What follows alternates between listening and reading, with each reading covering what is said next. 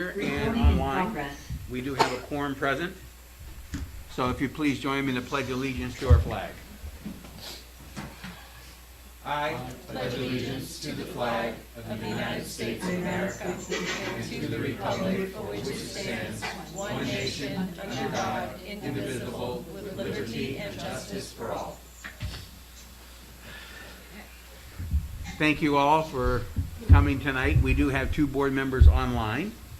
And Joe has an excused absence. He notified us he wouldn't be here. We have Vicki and Kristen online. They're on a Zoom. So that will mean that all votes tonight will be by roll call, by state statute. All right, so just keep that in mind when we vote on something. We're going to have to go down through the roll call. Do we have any agenda adjustments? I have none this evening. All right. Consideration of the minutes. Have a motion to approve the minutes of the April 27, 2022 Board of Directors meeting. So moved. Seconded. Any corrections or modifications? The one thing that got my attention is 7.2. It says Chair Bob English discussing, and then went through all these things that everybody brought up, not just me. Want me to make some So notes I there? think the committee made a report, It did. all right, and then there was some discussion. I can add names in there. Yeah, you made it almost sound like You have a I lot made to the say. report. Yeah, all right. But other than that, I didn't find anything else. I can add names. I just wanted to give you credit for all. Yeah, right. Thank you. I appreciate it. Any other modifications or corrections? Questions? Seeing none, I'll call for the vote. All right. Hold on. Let me Yeah, get your sheet out. my sheet out here. We have 2.1. All right. Vicki. Abstain? Let's see. Christy. Yes. Jill. Yes. Robbie. Yes. Diane. Yes. Jen. Yes. Bob. Yes. Scott. Yes. Motion carries. Thank you. Okay, thank you all. Public comment. This is the time when the public may bring up comments about our school system. We ask that you keep them to the point and try and be respectful, and don't mention any individual names, persons by name, because of privacy rights. So anybody in the audience here or online that would make a comment, if you're online, if you can raise your hand, the superintendent will call on you to address it. If you're here in the audience, please come up to the microphone. And when you do get ready to speak, if you'd give us your name and the town that you're a resident of. I don't have anybody online other than 3 people. Okay. Anyone out here? All right. Seeing none, then we'll move on to petitions and communications. I have none this evening. I have none either. Report, superintendent's report. So I think you all know this time of year is difficult in our buildings. It's starting to get warm. When it starts to get warm, kids start to get restless. As you know, I think the behaviors are rough right now. And I've said that a couple of meetings. I think it's gotten worse.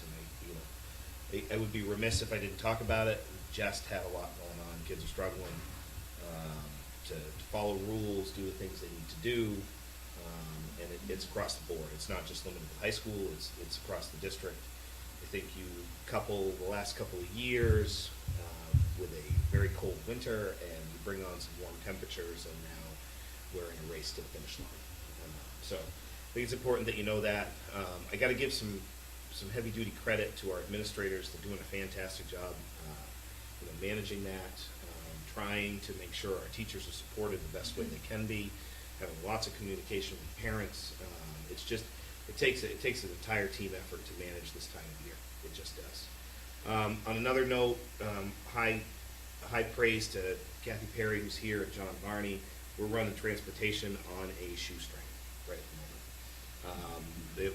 We've been touch and go every day on how many runs we're going to be able to run, and for some reason they reach into a hat and pull out a rabbit every single time. So, and it's taken a village to do that as well. I know that, for instance, Marco and Jay Hopkins at the high school are running the LRTC run with vans right at the moment. So it really is taking everything we have to make sure we get kids to school every day.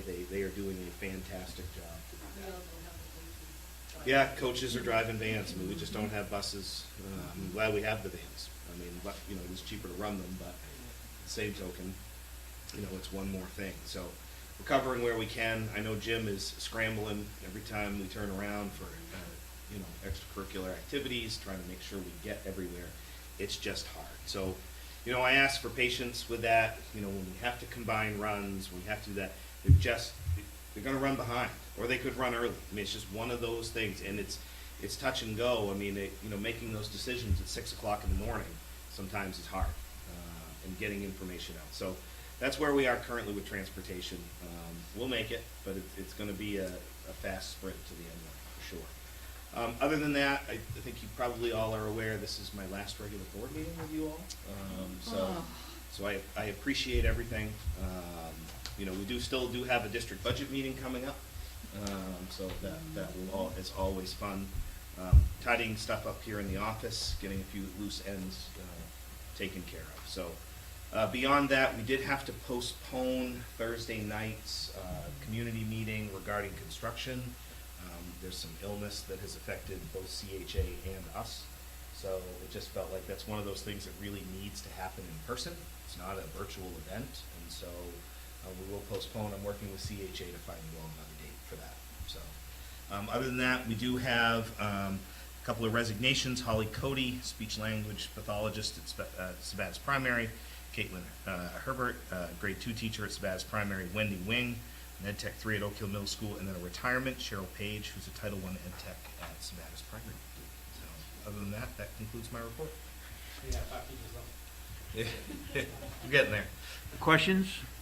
Are those end of the year? Yes. So the issue with the bus drivers, what's causing that? We just don't have the staff, or they're out for illness? We've got illness, we've got kid illness, we've got, you know, and then people have their regular day-to-day stuff. I mean, you know, it's hard to, when you can get an appointment, things like that. They have their PTO time that they need to, you know, maybe they have a dentist appointment.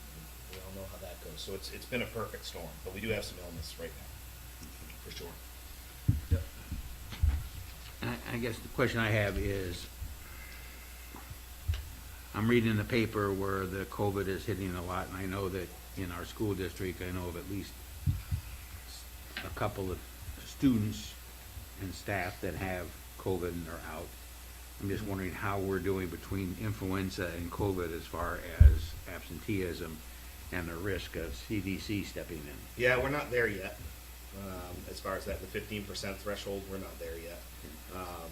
So I don't exactly know. We're not at 15% anywhere, actually. So. Okay. Yeah.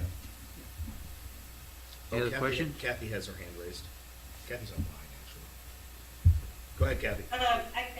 I can just share that our cases have certainly risen in the last 2 weeks in RSU4 compared to where we were in April and March.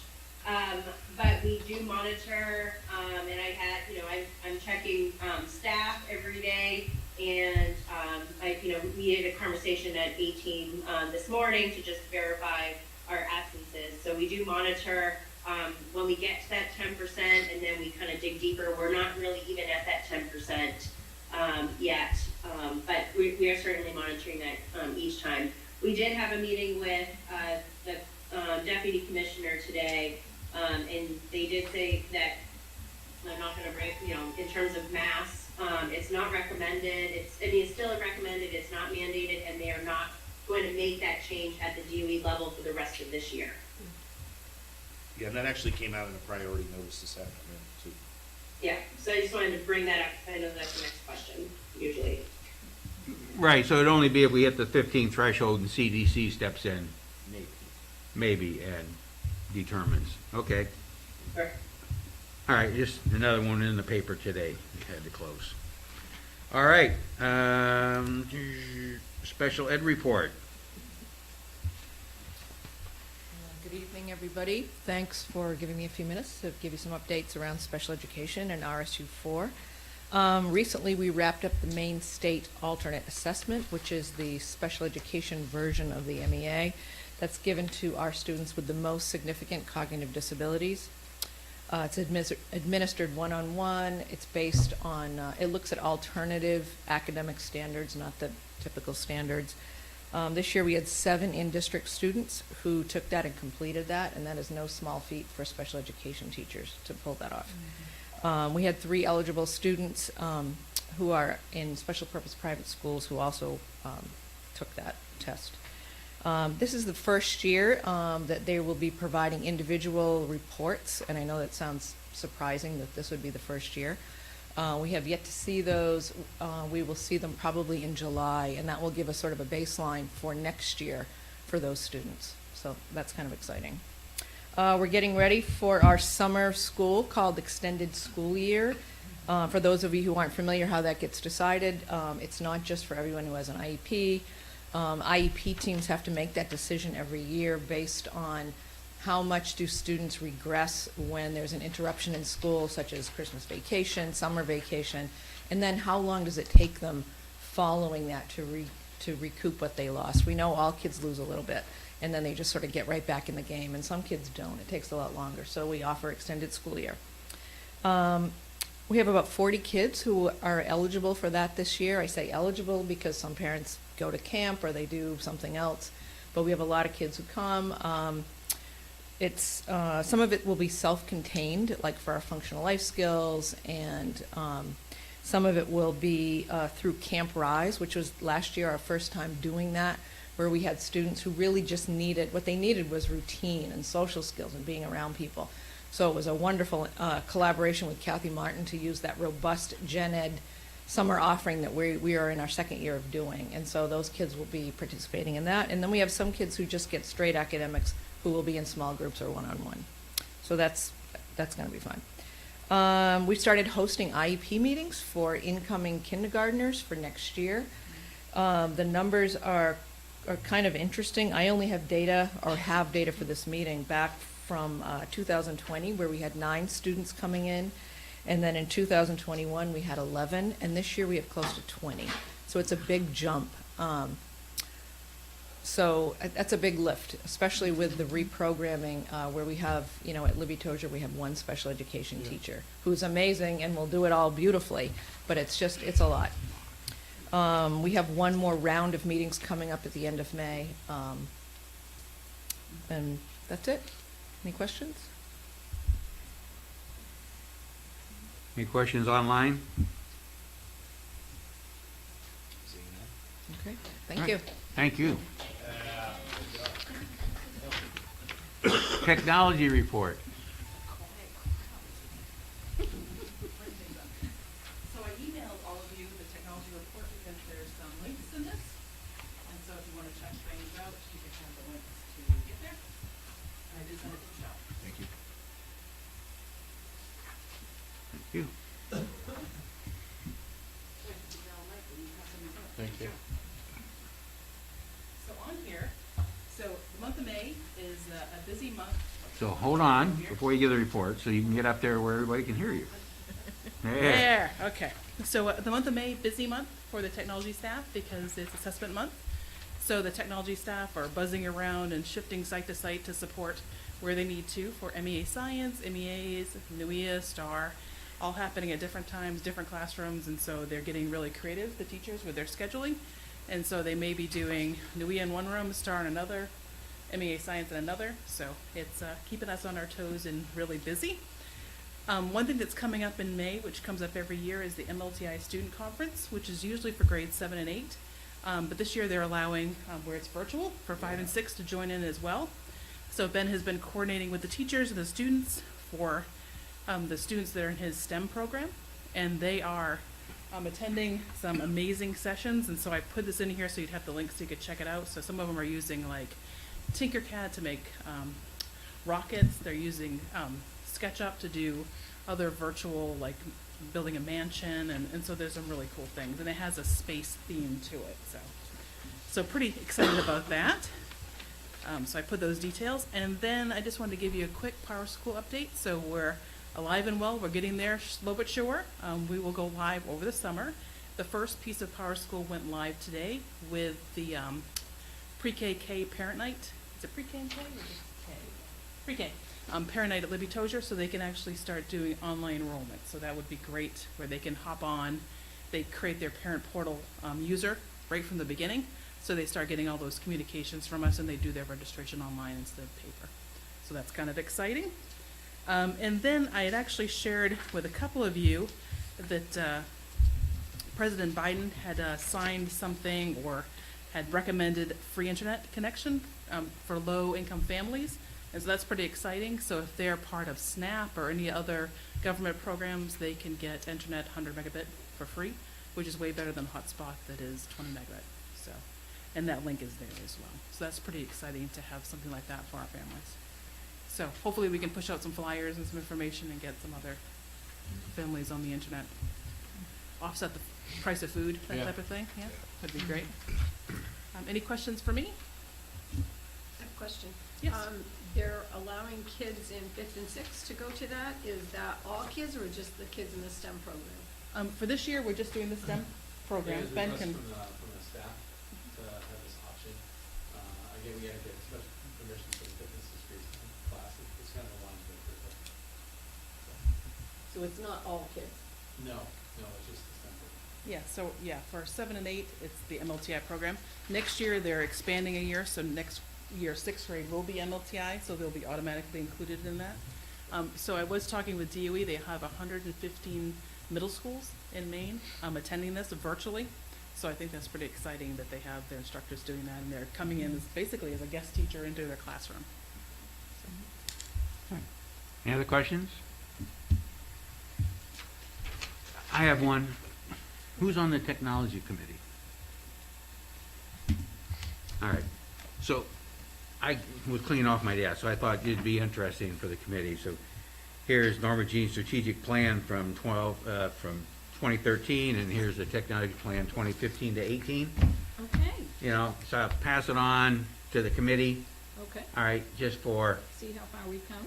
well, yeah, and I'm sure that as with every plan, it's a plan and not everything was met, but it might bring up, and things have changed, so the technology that was addressed there is probably not there, but I kind of looked through it and thought it was kind of interesting.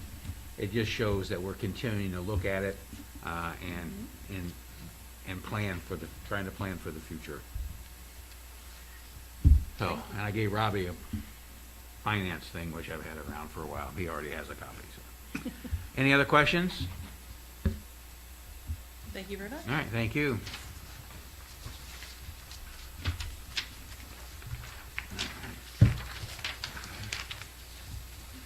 That's all that, athletic director, for a little while longer.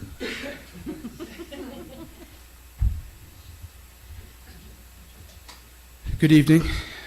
So I just would echo the transportation issues and just want to emphasize that the teamwork we've had around the transportation has been greatly appreciated between Kathy and Jonathan and actually other school districts. We've reached out to have some schools bring us some places, and we've brought some teams to our place. So trying to work together to get through it so that we don't miss any games and kids get to play, and we don't have to pay a lot of money to get a charter bus to come in. So it's been great to have that teamwork.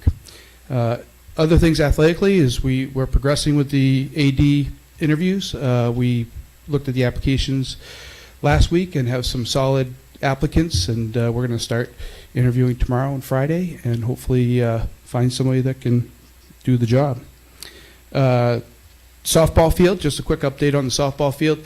Sports fields came out and finished leveling the behind the backstop area. They hydroseeded, so we should have grass there soon.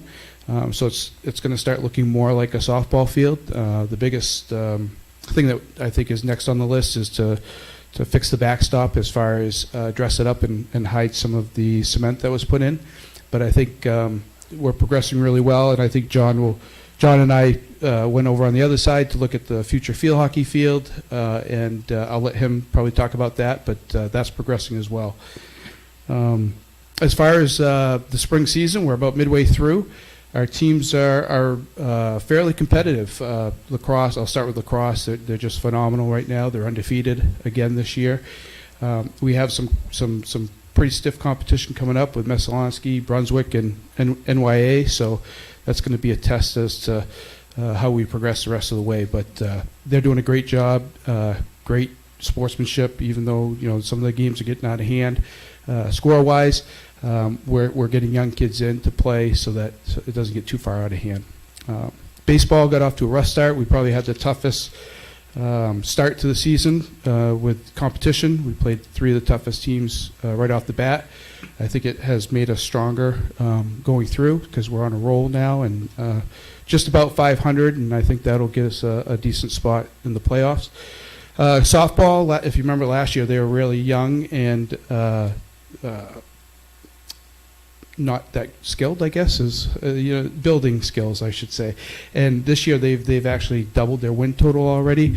So and the numbers of the participants has doubled. So I think softball's on its way to getting back to a solid team. Tennis is young, no seniors. They're building. Numbers are staying there, which is great. We were down to 3 or 4 tennis players last year, and now we're still at 9 and holding strong at 9 and having competitive contests. So as far as adult ed, graduation's a couple weeks away.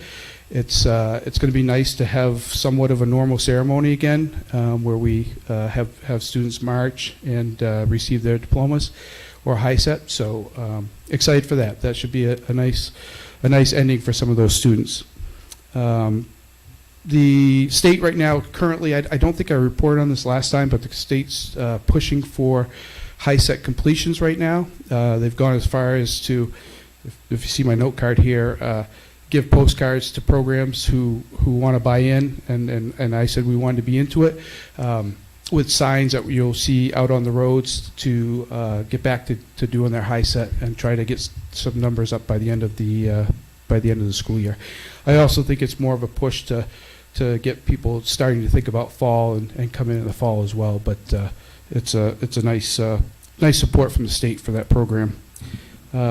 Last thing is I'm looking to this summer do a training on advising students that we graduate through the adult ed program to transition into college programs. I think it's going to be a better support system. It's going to be better than just giving them the open house flyer and saying this is when you can go to CMCC. This training should allow me to help further them along with their next steps. So that's all I have. Okay. Any questions? Will you be having a tennis program for the kids like they've had in the past? We're trying to. Transportation's a little bit of an issue right now, so we're trying to work that out because we have to get the students from either the middle school or the elementary schools to the high school where the courts are. So Liz Tippett's our coach is really working to try to make that happen because that's why our numbers are up from the last couple of years. Scott? So if I'm people sorry. are graduating from adult ed or high set completion, are they able to qualify for the free tuition if they choose to go on to community Yes. college? Okay, Yep. good. That's kind of part of the other push with the high set, I believe, is they're trying to let students recognize that they can go on and do their college work. Nice. Scott? I don't know if you could touch on it or not, but I wasn't sure where we ended up with the request for the lacrosse, the Sabatis Rec lacrosse to use the facilities. Yep. So I spoke with who put the request in, expressed my concerns of previous times that we've had outside organizations, or not outside organizations, but youth programs use it. Good conversation. They assured me that they're going to follow all the things that we do at one of our events, which is kind of what we expect. If they come use our facility, the parking has to be similar to what we do, trainer on site, all that stuff. So yes, to answer your question, they have a game there tomorrow night. So yeah. Great. Thank you. Yep. Any others? That's the most questions I've ever had. All right, thank you. Any other reports? Operations. Oh, Operations Director. How could I forget Operations? Changed the name from Facilities Operations. I skipped right over it. All right, good evening, everyone. The two biggest things that I'm going to touch on today are updates on some projects we have going on, and then water and water quality. So the biggest one is Lead in schools right now is big. We have all of our inventories put together from the head custodian, so we know exactly what we have to inventory. Sample bottles have been ordered and have come in, which is great. About within 5 minutes of each other, I got an email from the state and a phone call from our licensed water operator, and the CDC and DHHS has pushed back the time frame that we have to do these tests from the end of May now until end of September. And the reason being is that the laboratories are so inundated with the number of tests that they have to use and to put through. I think all their storage facilities are full of little bottles of water that they're waiting to be tested. So they pushed that out. We did, though, have Chuck Appleby, who is with Water Quality, come in and do all of Libby Tozier in light of the news about lead being in the water in some of the fixtures.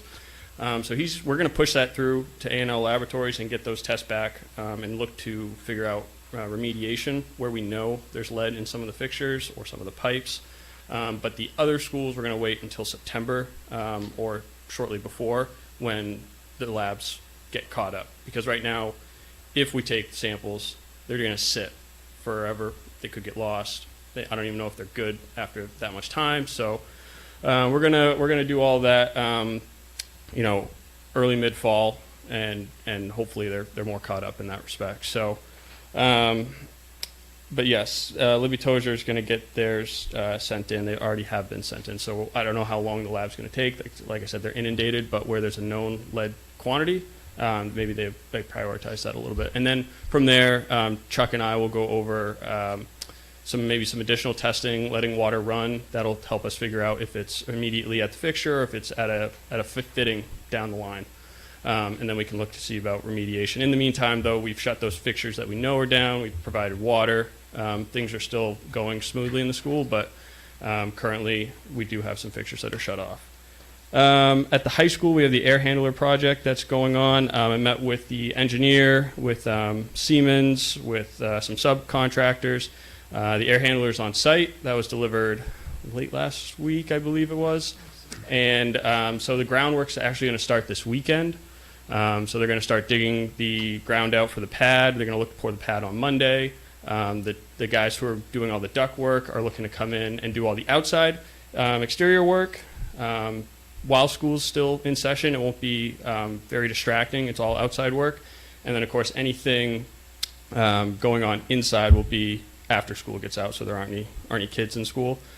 I don't know if anyone's familiar with, if you walk from the lobby into the gym to the left, that little room that's kind of a storage and a workout room has a big air handler in it. That will all come out, and it will actually allow more space for, and they have what appears to be some mats down, and they're doing some workout exercise classes. They can kind of tuck more of that in with the additional space. It'll be a lot quieter. It'll be great. So where the universal gym used to be in the gym. Yeah, so that big unit in there will all come out. There'll be more additional space. They don't have to sprawl their stuff all over the gym necessarily. They could kind of work a little bit, so that'll be nice. Tree work is going to be starting for the new field hockey field. We secured a contract with a tree company local in Monmouth here, so they're going to start doing the tree work mid to late June, depending on their schedule. It works out great because school will be out, sports will be done. We won't have any interference. So he's going to start with that and get that going, and then we're going to continue to work on an RFP for earthwork and continue to get that project going. I am working with Pine Tree to finalize some PM contracts, preventive maintenance contracts for the district for all the food equipment, both hot and cold. I'd like to see those get looked at regularly, cleaned, and we can catch things before they fail, like the steamer at SPS, which I'm happy to report we are able to replace. Insurance has covered almost all of the cost, so that's awesome. And it will be an electric unit, so in the event that we don't at SPS for very long, we can move that unit, say, to the high school and have a brand new or a 3-year-old steamer to replace the one that's currently there. So that'll be great. That unit's like 85 days out, though, unfortunately. So we've already put the order and the deposit in, so that'll be like a early August project. But again, something when kids aren't in school. And And finally, we completed some inspections since I last spoke. We did fire alarm inspections at the high school over April vacation. Those went very well, had no issues there. All the boilers, pressure vessels have been inspected across the district. Have no, Libby Tozer's didn't pass, but everything else passed with flying colors, have no issues there. Some sports equipment, basketball, hoops, backboards, the whole nine, that all has to be inspected. Sports bleachers, both inside and outside, got inspected. We'll continue to do some more stuff over the summer, but when kids aren't in school is usually the easier time to do it. So other than that, that's pretty much. And we've had some transportation issues, people being sick, having to combine some runs. It's a little hectic, but like everyone said, Kathy's been helping me out tremendously. Other schools have been helping us out. Marco, Jay, providing van transportation. So everyone's been working together, and it's really nice to see. But it is a little bit tight right now. So we're working through it. I did have someone call who has a Class A CDL, and they want to get their endorsements. So we're working through that right now. And maybe that will be an additional person for the end of the year or into next year. That's all I have for a report. Any questions? Questions? So I have, on the lead testing, so if we put it off to the end of August or September and they come back with lead, we're going to have to do remediation while school's in session, and said if we could get them tested, and if we had a remediation, we would have the summer to get it done before school starts? Yeah, and unfortunately, there's only a couple labs in the state that can do the testing, and they are so inundated that they aren't even really accepting samples. I think the only real true exception to that is Libby Tozier, where there's known levels of a recent test from their lab, not from their lab, but they were the ones that tested it, so they know they have record of that. And Chuck, our licensed water operator, is pushing for that. We really shouldn't be the ones taking the samples. It really needs to be a licensed water distributor. They need to be the ones to take the test, so we don't do some additional or accidental contamination. So it's not ideal. I don't know what we're looking like at the other schools. I'd rather do it now. The plan was to do it now because the deadline was end of May, but it gives us that time, that window for remediation. So I can talk to Chuck some more on that. We're in constant communication and see what his thoughts are on it. But I don't know what that looks like. If it's weekend work, if it's something like that we have to do in order to keep kids in school. This is one of those situations where the legislature passed a law without looking at the capacity. And so consequently, even if we sampled today, we'd be months. Well, yeah. So we sample today, we get the results in July. No. Maybe the 1st of August. Maybe September. Well, maybe September. We take them in September and we get them back in But they're November? They're not accepting. is the problem. That's a different story. That Right. wasn't the initial report. Because they were backlogged, they weren't going to get to them. If they're not going to accept them, then there's no sense trying to. Correct. And I don't know how long those samples are good for. That's a good question for Chuck. And I could say, hey, Chuck, maybe it makes sense. Maybe we can take them in June, and we know we can hold on to them, and they're good for 3 months, what have you, and we know that we can sort of submit them at the right time.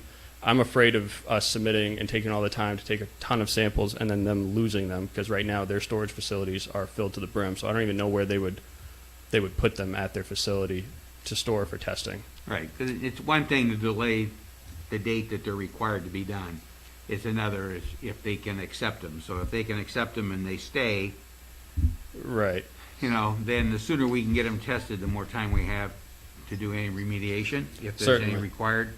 That's my only concern about waiting until August or September to even take the samples, if in fact, they could be submitted and get in the queue to be done. So, Sure, and that's a good my question I can thoughts. talk to Chuck about. He called me just as soon as I got the email and filled me in, so he might have some more insider information that I don't from just an email, and maybe we can time some testing a little bit differently so we're not.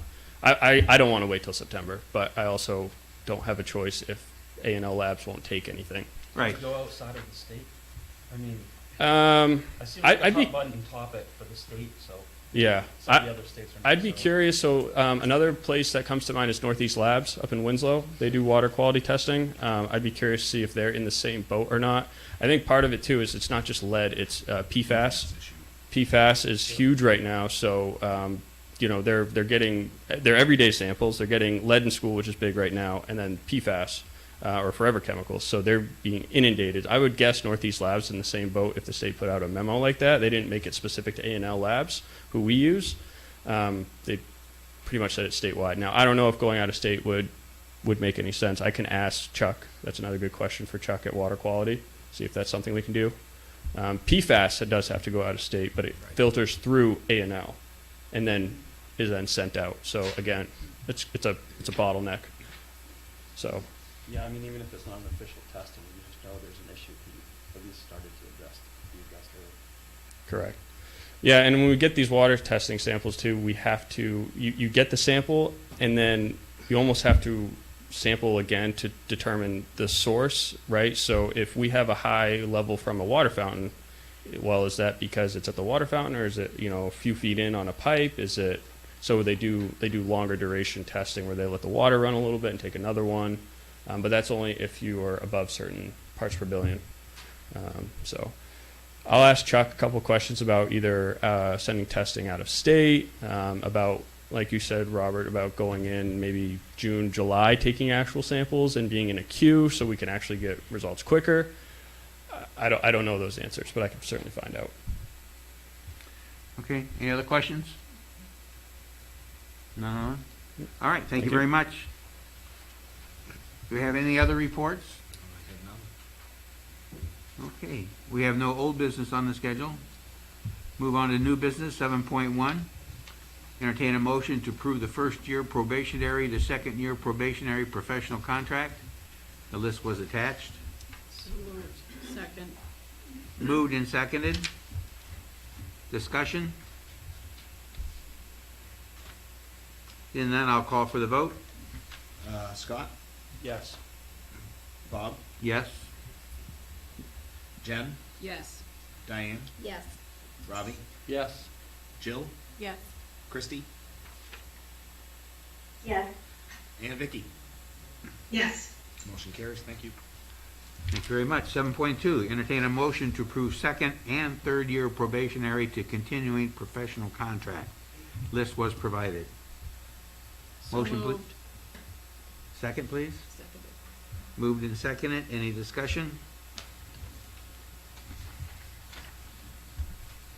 Seeing none, I'll call for the vote. Vicky, Yes. Christy, Yes. Jill, Yes. Robbie, Yes. Diane, Yes. Jen, Yes. Bob, Yes? Scott. Yes. Motion carries. Okay. 7.3, dropout prevention annual report. Melissa Gagnon. So Jamie, Ela, is actually the chair, but I volunteered because she said you guys hear from her all the time. So We did miss her at the last meeting, though. We didn't get a report. Oh. I thought that's why you were here. Were you going to give us your report this time? So we've had this isn't on here, but we've had dropout prevention in this district for the 23 years that I've been here, and I feel like I've been on it sometimes, off it sometimes. In the past few years, it hadn't been meeting, and prior to COVID, I don't think I had been on it for maybe 6 to 8 years. So we've reestablished it, and they asked for volunteers, and I happily stepped up to do it. And the other folks on the committee are Dustin Miles, Jamie, of course, Casey T-Burge, Sharon Siegel, who's here always, Lori French, Maureen McDonald, Jim Palmer, Ben Wilson, Derek Cody, and Liz Tibbetts, and Brittany Shaw. So we've been meeting on Wednesdays before the board meetings from 3:30 to 4:30. We're still looking for a student, a parent, any other community members. So if anyone is interested, they can get in touch with any of us. Some of the brainstorming and planning we've done so far, we really started out reviewing the dropout data that we had from last year. And in looking at that, we've, I think, developed a plan for how we will go about reviewing it in the future and maybe trying to have more eyes on it. So that'll happen. I think it's every October that comes out. So we have a plan moving forward for that. And some strategies we're thinking of for next year. To begin an ambassador program, we've done something similar in the past. Casey T-Burge actually mentioned that she was a student at Oak Hill before I was there. And she was an ambassador who welcomed students in who transferred in throughout the school year to help make a seamless transition for them, community building, and having students help students with that sense. So we do, I think, a really good job of that on the freshman day, on our step-up day, but I think it's lacking for those transfer students, and that's across the district. So we're talking about how can we kind of revitalize that and have a program that'll work in each building as those new students come in to make them feel as welcome as we certainly can. The discussion came up of a need for more parent-school connections. You know, we do have a parent night at the beginning of the year, and is usually an open house, but we were thinking more something where parents can connect with each other and meet the parents of their children's friends, not necessarily related to a math night or an information night about school. We talked about like a movie night or other ways of offering non-academic based events to allow that community building. So in our meeting today, we actually talked about, that might even be very different at each grade span. In middle school and high school, we have drama, athletic events, and parents tend to know each other by then. Not all students are involved in those activities, but those that are. But definitely a need at the lower levels, and certainly trying to figure out how we can fill those voids at the high school level as well. We are looking at ways to help students learn the skills about how to be a student. So we've heard that a lot over the last few years, especially with COVID. The organization, the time management, communication, interpersonal skills. So really talking and working with the administrators and the leadership teams in each building to find ways to incorporate that as students return to school. So we're not just jumping into the math and the literacy, but like how do we teach them these skills which are part of it? So again, we're going to work with our administrators and leadership teams in each building at ways to welcome students back with strong community building skills. And then looking at ways to have an heavier emphasis on social emotional learning and pro-social behaviors. These skills are important to also strengthen the community, the school community. So that's where we're at. Again, we've only been meeting since March, so we've met a handful of times. And hopefully in the fall, we'll be off and running with some of these things that we've talked about. And we'll present, I'm assuming, annually to you, unless you have questions in the interim. Any questions, Robbie? Mel, do we still have an alternative program like we used to, in this building, but it moved up, I know it moved up to Oak Hill. We still have that? Yes, we still have that program. It's just housed at Oak Hill. Right, but do we have like a work study where kids, a meeting criteria, can leave like half a day to go to a job? I know they had that when I went to Oak Hill. And they had it when I first arrived Yeah. at Oak Hill. Mrs. Allen taught it through the business Right. program.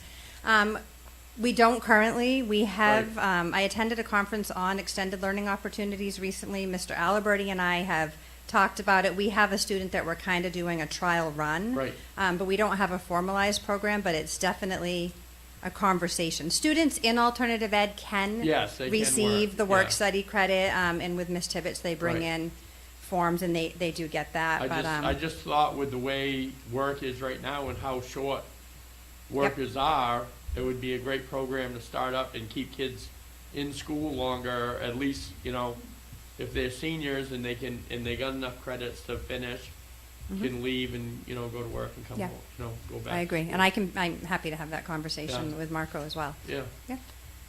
Yeah, I think that'd be a great idea.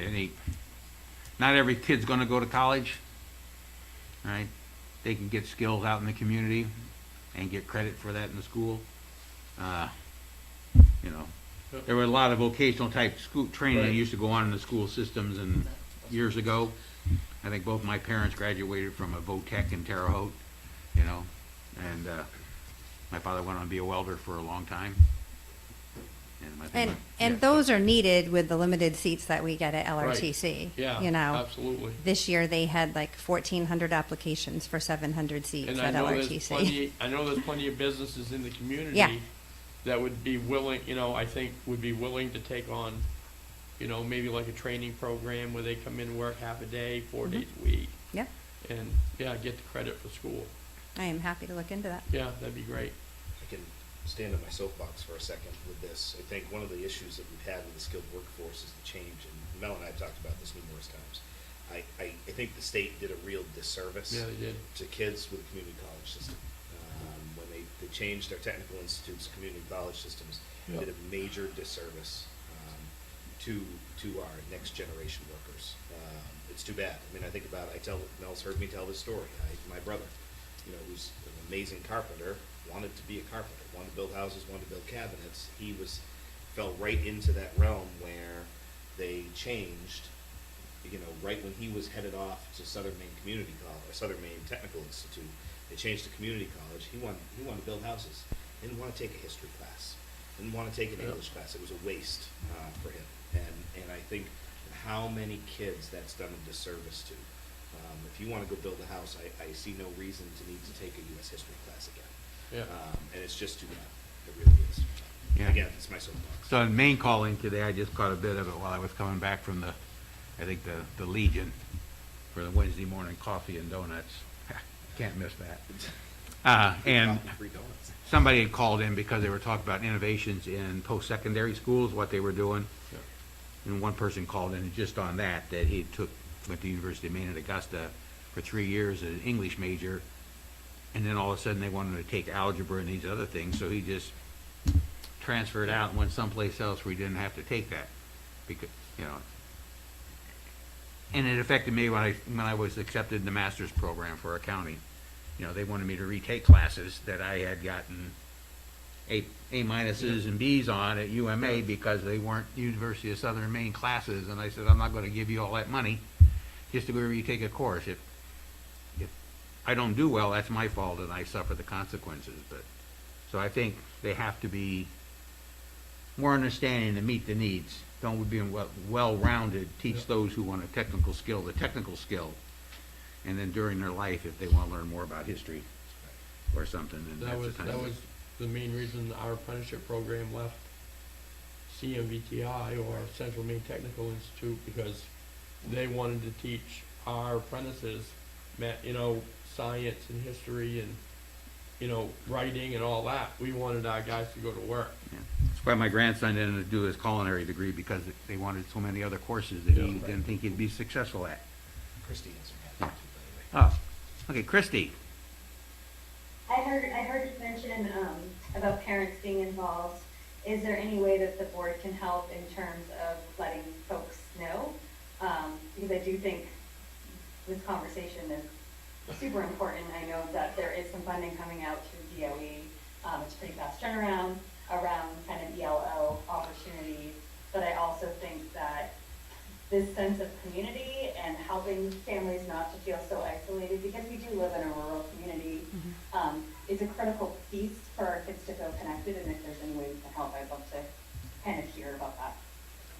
I mean, we can certainly talk about at the next Dropout Prevention Committee, the parent, I think it's twofold, right? The parent community, the involvement as far as making people feel more connected and knowing other parents. And then I think the extended learning opportunities is a separate conversation, but very valuable. And if there is funding coming out, I would certainly like, if there's more information that can be passed along to Marco or myself, about that. I think we would definitely be worth, taking a look at it at high school. So that would be my answer. All right, and I And- guess that what the board can do is we learn about these things that are happening, we can help get the word out and try and encourage people. So that's where the board can get involved more at that time. Any other questions? All right. A board member can come join the committee if they would like. Technically, we're supposed to have a board member on So let us You know. weren't called on, young lady. Thank you. Thank you, Mel. Too bad. I know what good that'd do me. All right, 7.4. Entertain motion to elect Carrie Jo Clark as the grade 7 literacy teacher at the Oak Hill Middle School for the 2022-2023 school year, as recommended by the superintendent of schools. So moved. Moved and seconded. Any discussion? Seeing none, I'll call for the vote. Scott? Yes. Bob? Yes? Joe's not here. Jen? Yes. Diane? Yes. Robbie? Yes. Jill? Yes. Christy?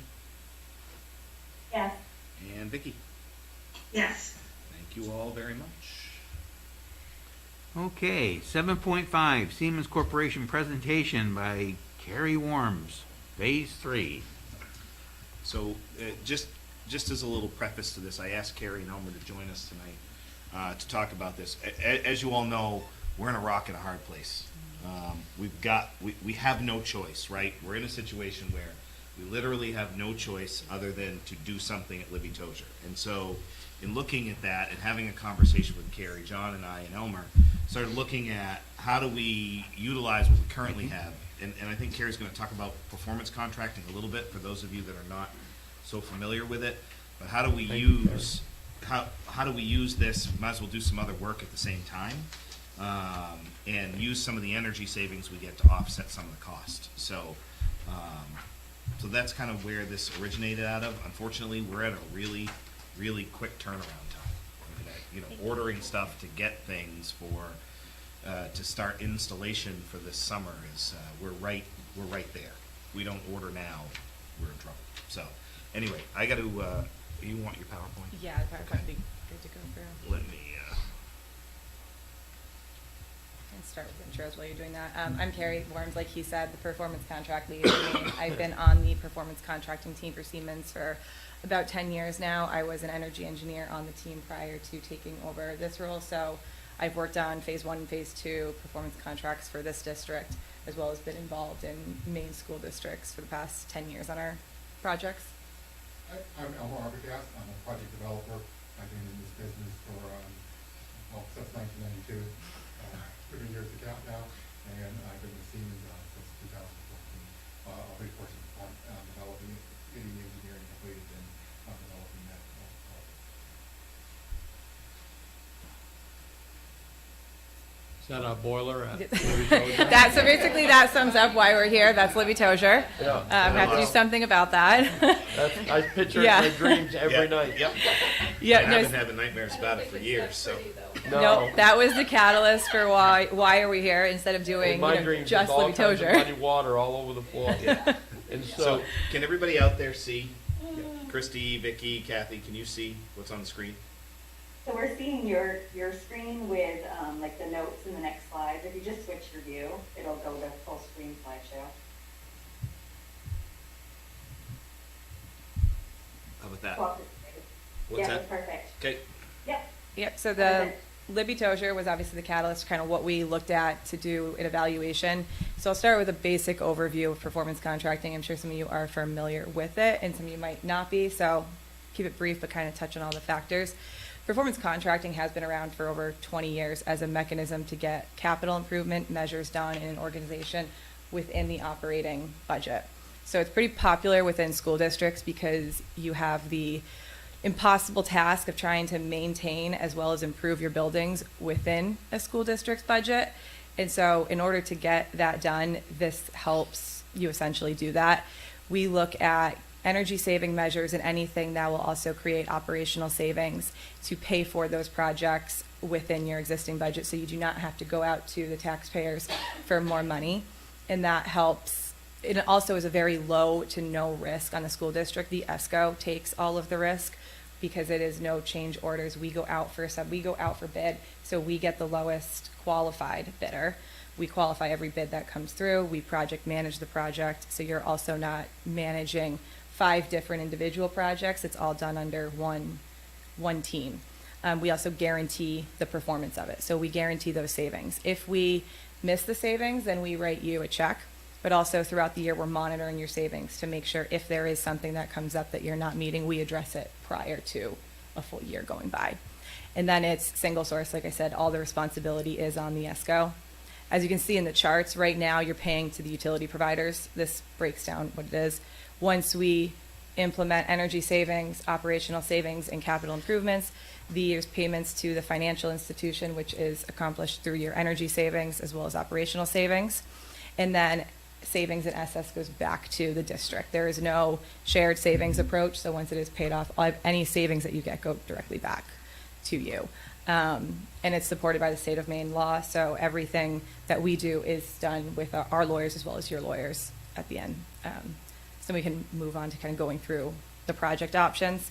We did look at a few different options for Libby Tozier, such as burner replacements for that, that boiler is down. If you fix it, it's going to be cost prohibitive. It's going to break again. It's at the end of life.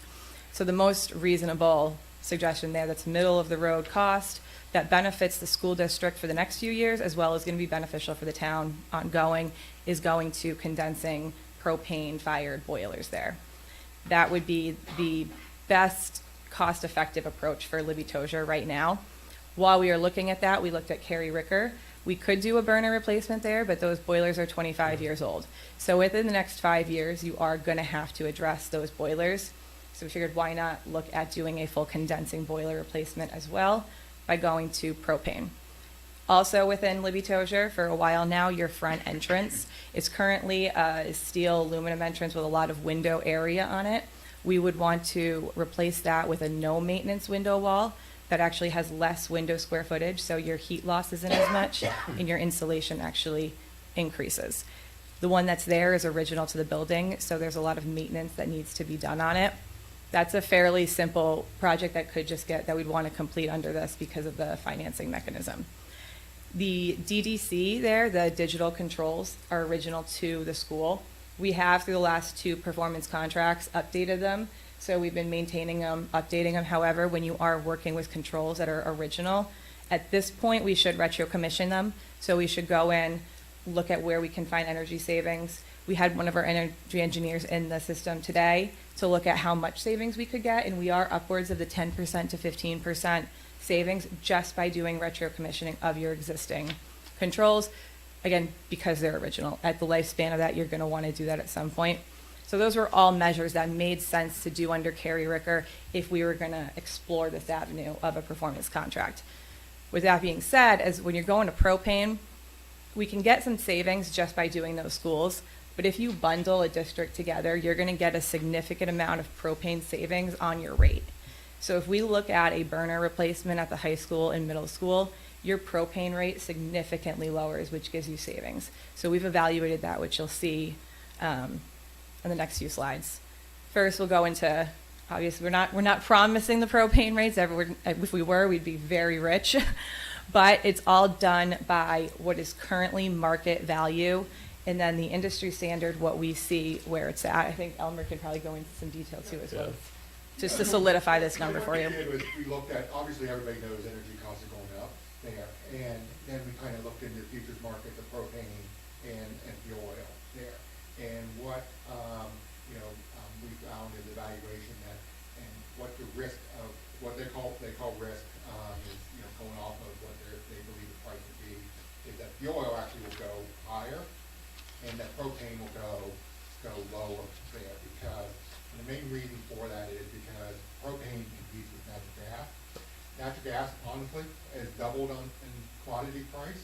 So really, the only reason it's doubled is because worldwide oil shot up so much. I mean, the vast majority of natural gas is produced in the United States and is used in the United States. So the world market doesn't, really affect it there. So what we really did evaluation of, in August of 2020, basically, fuel oil and propane were a similar cost of BTU delivered to the school. But then we looked at the futures market and looked at their best case scenario and their worst case scenario. And as you can see, fuel oil in their best case scenario, a BTU delivered to the school is at 42 cents per kilo BTU, MBTU. At best case for propane is at 28 cents. Worst case for oil is 47 cents, and worst case for propane is 36 cents.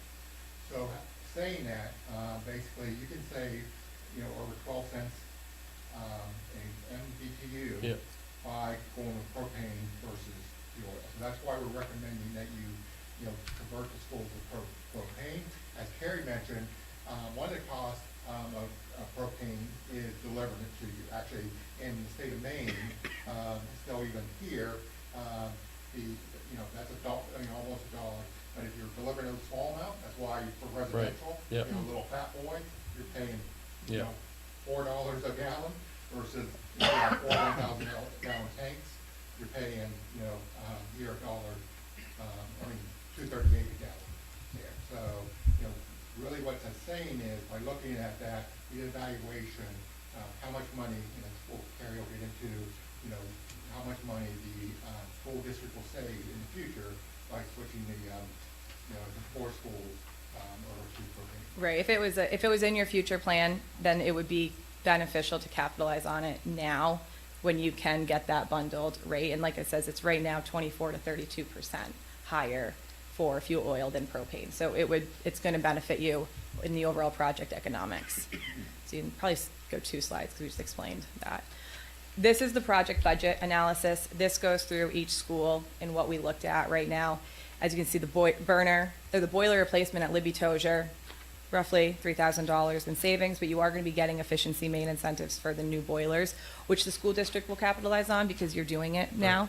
So I put a conservative number in there for $15,000. It could be anywhere between $12,500 and $20,000. Carrie Ricker, those are the budgets that we have. We, like you see in there, we did a burner replacement only, and then a boiler room replacement. You're going to see the difference in $15,000 versus around $29,000 in savings. The reason that is if you're going to do a straight burner replacement, you're not going to get efficiency gains. You're going to be using an older 25-year-old boiler. Getting a condensing boiler, you're going to increase your efficiency by around 7% is what you're most likely going to see. That's a significant savings, especially with a lower propane rate. DDC upgrade, we did lower those savings from what we had originally looked at, because if you are going to do a propane conversion, then you can't double dip. You're getting more savings on the propane side. We can't take those on the DDC side, but that's where we evaluate through the retro commissioning what we can get. And then again, high school and middle school, as you'll see, there's pretty significant savings with those. If you bundle it individually, those numbers would be a little bit different if you did it 10 years down the road, but those boilers are in decent shape. It makes sense just to do a burner replacement there for now and capitalize on those savings. And then in the next slide, this is really what will show you the overall wrap up, how beneficial it is. If you just do the Libby Tozier and Carrie Ricker project, you are looking at a more reasonable project of 1.2 with $14,000 in savings, $30,000 in incentives, and your rough operational or district contribution, in a sense is what it's called, which is really operational savings from your budget, is $75,000. If you bundle it, you now jump closer to the $80,000 in energy savings, and your district contribution goes down to $64,000 because of that extra savings. So you are getting more done for less out of your budget every single year. And again, if you were to do just the Libby Tozier right now as a quote-unquote Band-Aid, you're still looking at a $400,000 project right now versus the $64,000 over years. Right. That's why we do these evaluations, just to show the options of and the benefits of let's capitalize on getting more done now that we know we're going to need to do within the next 5 to 7 years. I think if anyone has that question. And so the goal would kind of be to say, let's help evaluate which project looks the most appealing, and then focus on, because of the time crunch that we would be in, we have to do Libby Tozier this summer. We would have to order equipment this month. So we would do what's called a notice to proceed, which is we would be able to order the equipment now, so we have it in for the summer and we can schedule work, and then we would finalize development in the meantime and work for summer construction to get that done. But lead times right now are pretty impressively long, so that is the rush of trying to get something ordered this month so that we're not in a time crunch at the start of the school year or something. I mean, you have no heating at Libby Tozier, so it does have to be addressed this summer. Questions? Robbie? Yeah, as far as when you guys looked at the oil, I mean, we can't even get an oil bid right now for so by turning it over to propane now, I think we can alleviate that problem later on, and we can get out of that fluctuation of oil, jumping up and down all over the place. And the work at Carrie Ricker is going to have to be done in the short term anyway, and we don't want to go through all we're going to do with the addition for the middle school and everything else, and then have to come back with another project at Carrie Ricker for 2 boilers in 5 years and upgrade controls And the sooner we can get out of the fuel oil at Carrie Ricker, the better, because that has been nothing but a headache for us Yep. since that system was installed. And I know it's been a headache for you guys, because you've had to deal with it. Right, and that's part of when we were looking at Libby Tosh Right. said we might as well look at Carrie Ricker, Right. and then when you have those two, it's if you're going to go to propane, like you saw in the economics, Yeah. it would be doing a disservice not to evaluate Right. what it would be to bundle it. Right. And it's a lot cleaner fuel. Yeah. It's a lot easier to More efficient, maintain. and less maintenance costs. Right, less exactly. maintenance cost, Yep. yeah. And I know it's a short turn for people on the board. I know this is a short turnaround, but I think we're in one of these situations where we have to make the best decision in the shortest amount of time, because we don't have a choice not to do it at Libby Tozier. And we do have a choice to do it at Carrie Ricker, but now's the time to do it. So and I think it's important too, I mean, we've done the presentation, do you wanna move to the discussion item? Is that how? Was that a separate item? Yes, I put it as two separate items, because we're gonna need some sort of action tonight to get moving. Okay, so, yeah, so now it would be appropriate for discussion and possible action. Typically, discussion is done about a motion, right? And then you usually don't have discussion and then a motion and then discussion. So for the sake of allowing for the discussion, Robbie, if you'd like to make a motion. Right, I would make the motion that we go into performance contract number 3 with Siemens. So, Have it. yeah, I would. Can don't I, know. Yeah, can I have a second, please? Yeah. Or are you gonna change the motion? Well, I was gonna offer up a suggestion for the motion. Oh, So just that, if you're gonna do that, you really need to direct me to sign a notice to proceed Right. with Siemens. That's all. That should be part of it. okay. Okay, Yeah. all right, so, I'll amend the motion to direct Andy to move into to sign agreement for the performance contract number 3 with Siemens. yeah, notice to proceed. Yep, notice to proceed. Okay, so is there a second to that? Second. Okay, so it's been second, so now we can have the discussion. Doesn't mean that we're gonna approve this or Right. not, but we can have the discussion and then we can vote on the motion. So, other discussion? Is there any discussion about having new windows installed at Carrie Ricker? We did evaluate that. Windows, as probably people know, it doesn't pay for itself. And that would, windows are pretty expensive. That would be a large capital item to do. We could evaluate it for the sense of time. We haven't yet. We just did the front entrance, which was that large window Yeah. wall. Windows would, suggesting wise, be a potentially phase 2 because of the lack of savings.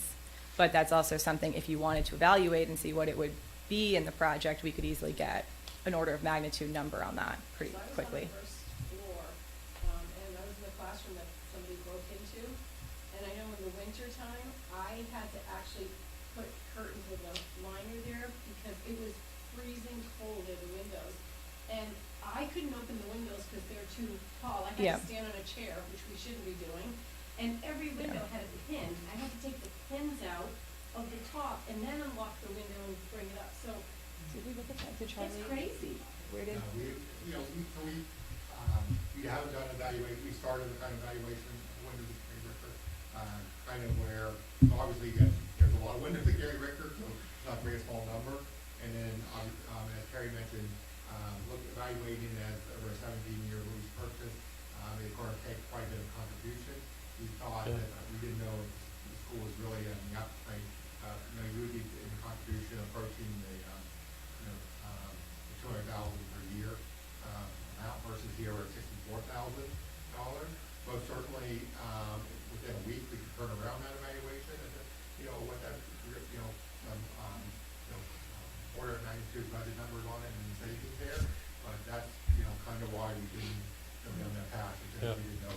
It would take I a think- full I think- redesign in I- a sense. Yeah. It's I not just a think window the- swap out. We would have to, some of them, if they're taller ceilings, Right. you do a drop ceiling, so you lower that. So it is, in a sense, its own project, which would make sense to, evaluate it, phase it out. And then we've done it at schools who are very similar to Carrie Ricker. We phase the window project. You take one wing, you do an entire evaluation. So that is something that we can evaluate, but like Emma said, it would be, because of the short turnaround for this, is finding the close to $200,000 to contribute, Yeah. which is a little bit. What happens, Diane, is when you evaluate the project, you're looking for energy savings to pay for the project. By changing out a window, there's energy savings there, but not enough to cover the cost of the window and the work to put it in. So what happens is the more windows you do, the cost of savings comes down, and the more the district will have to contribute to the project to make it work. And if you remember correctly, we actually evaluated that in phase 2. In phase 2. And Yeah. I think the Finance and Facilities Committee cut it out at the time because it was over $1 million Yeah. price tag. Yeah, it's gonna be. Just for the windows at care because of the design. Yeah. There's no question, I think, long-term, that has to be part of Yeah. capital improvement plan, as you move into after doing construction, because they are gonna need to be done. We did do the windows at the middle school during phase 2, Yeah. but that was almost a plug-and-play scenario, Yeah. where Carrie Ricker wouldn't be. That was why it was far more, and that was what, 5 years ago? Yeah. We did that evaluation in phase 2? Yep. So, Yeah, and you think $1 million 5 years ago is. What we can do, and what we probably will do in working with this project is the new upcoming federal money coming out in fall of '22. It's from the new infrastructure bill that President Biden signed. It's reopening the Energy Block Grant Program, which last time it was open was 2009. So we would submit a grant of your phase 1 project, your phase 2, your phase 3, and then the outstanding items such as the windows. Because when you submit all of it, it tells the story of you've been continuously working on your buildings. And the Energy Block Grant can also then give money to say, okay, let's buy down your loans or buy off interest rate to go towards other projects. So when that application opens this fall, then we'll submit it and see what money we get, and then that money could potentially go towards the windows. It could pay a good portion. Oh, it does? Yeah. Yeah, Christie's hands up. Christie? So this is just a question because we kind of got into the weeds of the new building at our session last week. What is the plan, again, remind me, for the middle school addition? Did we decide on propane? Did we decide on heating oil? Or have we not decided? I think, well, there hasn't been, I don't want to talk for you, Robbie, there hasn't been a decision there. I think, currently they're looking, a lot of that building will be air source heat pump. There'll be a ton of it. Whatever they do for boiler purposes in that building will be tied to whatever is there currently. So if we do a swap out, a burner conversion swap out, and we go to propane at that building, then the engineers will engineer for propane in the boiler system. That's just how that works. But yeah, that's a good question. Thank you, that's helpful. Just to note on the propane too, for the middle school, once you get the bundled rate that we're using right now is projected on boiler fuel. Right. You're gonna get that savings on, you have kitchen, you have any other equipment that uses propane, so it's gonna be universal for the It's district. district-wide. Yeah. Other questions? So there's another piece to this too. Obviously, performance contracting, we don't have to go out for a bond, right? So this would fall, we'd look to Siemens Financial for that. The payment for this wouldn't hit until FY24. So the current budget that you all put together for FY23 stays intact. You don't need to find, you're not gonna need to find the roughly $64,000. You're not gonna add that, you need to find it. That'll be built into your FY24 budget. And you're also gonna get the rebates back from Efficiency Main prior to your first payment, Right. so that will also help offset that. I did ask them to explore refinancing phase 1 and 2. They're just putting it all together, and there was not the savings there due to interest rates where there are. Yeah. And how much longer do we have phase 1 pay for? I think 5 years, 5 or 6. Seven. Is it 7? It's 7. And I believe you guys are still in M&B We for are phase still 1 in and phase 2, M&B. so there's a possibility of taking those M&B payments yearly, because at this point, 7 years in, you're making your savings. So take that money, the phase 2 M&Bs, and we can kind of tailor it into this performance contract. So that's a little bit of savings on the M&B side through another contract. So you're not essentially going to have 3 different ones. We can tie it together. Yep. Yeah, this is one of these where, I'm always sworn it's last minute decision because something comes up, but this one is truly needs it and not just because it was delayed in bringing it forward. So I've been satisfied with the last 2 performance contracts and the way that they've helped the district and the improvements and what they paid off. And while our savings won't be that great, they can be significant in the long term.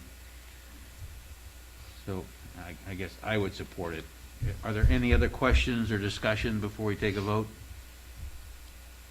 I'll just echo what you said, Bob, in terms of just looking at the futures market of fuel sources to begin with, that's kind of a no-brainer. And knowing that it would be for the long term as well, considering what needs to be done at Curry Ricker and just the high school and the middle school, I think it's a smart move that we need to do to help everybody. Other comments? I think our back's against the wall with respect to time. So unfortunately, I'm not so sure propane is like a long-term resolution here. I mean, I kind of envision like using some of the field space and the roof space for solar panels and using heat pumps and things like that, renewable energies. And I mean, the price tag is pretty hefty on this, but you know, with rebates and things like that. But I guess we just don't have the time to explore those options. But As far as solar or? yeah, I mean, we have these, tremendous roof spaces and, unused field spaces, which you could actually do some things like that and kind of pay for themselves and over long term. We have all this land out here? Yeah, exactly. I mean, Yeah, unfortunately, that evaluation takes longer. Yeah. We're not perhaps losing this, for Libby Tozer. yeah, sure. And then we're paying for this for the next, 5 years, 7 years? 17. 17. 17 years. So 17, envision 17 years from now. Where's propane going to be 17 years from now? I don't. And we can supplement, but we can supplement further down if we, So, the propane boilers, going to the condensing boilers, interact best with the renewables. We really take advantage of renewable energy, you need to go to a lower source heat. That's 140 degree water versus 180 or 200 degree water. That's when the condensing boilers start really being most efficient there. So as a step, it's a small step in that, but this is a small step. As you move forward and start adding more renewables, you'll have better interaction and actually more savings, and the systems will operate better together. These condensing propane boilers, so we're putting them in, and renewable, and you'll have more savings as you make more steps toward renewable. So it is a large amount of money, but it's still a good step towards that renewable diet. So what you're saying, some of this infrastructure we're putting in place can be utilized with renewables? Yes, you're not going at, the renewable, you completely convert to renewable, like I said, you really need to have that low temperature heating, so that's kind of the. You would have to put radiant heat in, like in the floor, radiant tubing, like in the new building, in order to go with the low temperature, with the low temperature water. Because when you have to generate 180 degree water, you're using a lot more BTU than you would at 140. And that's where I'm kind of jumping to thermal solar. Sure. Why it fails in a lot of people, because they compare it with an oil boiler. Right. An oil boiler is like a old 454 compared to a hybrid car. Yeah. In reality. And that boiler is producing 200 degree water, and that thermal solar is never able to interact. With the propane boiler being turned down, really any temperature you want water, you can adjust the system where the propane boilers are really supplementing the renewables. And, yes, if you're completely, to get to the renewable, you really need to low heat, heating, you need, in some of the older schools, you need a whole new heating system there. It's not going to be a small price tag, so it is going to be steps you take to that desired revenue. Right. Any other discussion?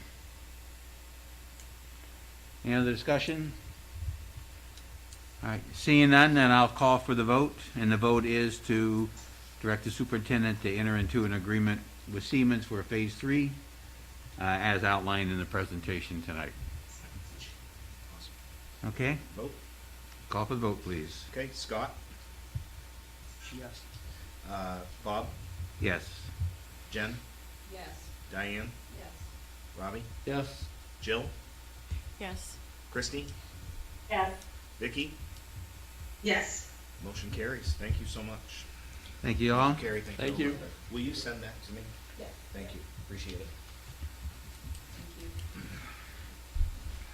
So I hope you two fare better than our two presentators from last week.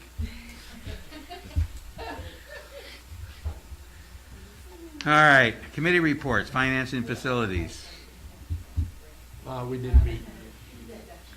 policy personnel committee, We are actively, the subcommittee for the superintendent search is actively meeting. We are in process. thank you.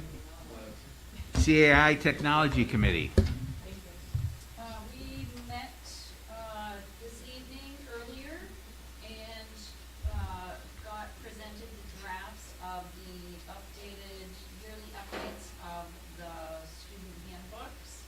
The biggest things to note is that, this will be the first year, the school year starting 2022-2023, where, pre-K through 8th grade will be all together in one student handbook. Good. Mr. Wilson did give us, a middle school one, and again, it's, has all of the same information as the pre-K through 8th grade, but it had more middle school specific, information, just to kind of address activities and disciplinary measures, if you will, in looking at the restorative practice. A couple of things to note with this. I found it was extremely helpful in here, that they took the time to really delineate, a conflict, what's rude, what's being mean, and what's bullying. So it will help students, parents, and all involved to, discern how things should be handled and how it should be addressed. I thought that was extremely helpful.